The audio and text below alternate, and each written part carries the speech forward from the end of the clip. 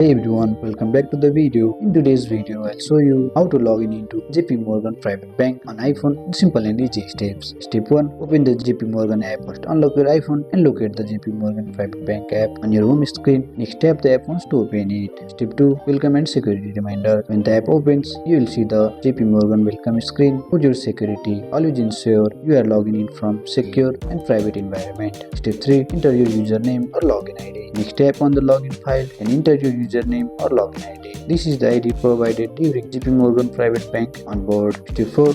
Authenticate with password or biometrics. Now enter your password. If Face ID or Touch ID has been enabled, simply look at your screen or place your finger on the home button to log in quickly. Step 5. Secure verification. For added protection, JP Morgan may request an additional security steps such as an one-time password, in-app approval, or authentication via a security device. Follow the on-screen instructions to complete the verification. And that's how you can log in into JP Morgan Private Bank on an iPhone. Now you can check your balance, portfolio, track investments, and communicate securely. And that's it. I hope you like this video. If you find this video helpful, drop a like, subscribe to our channel. See you in the next video.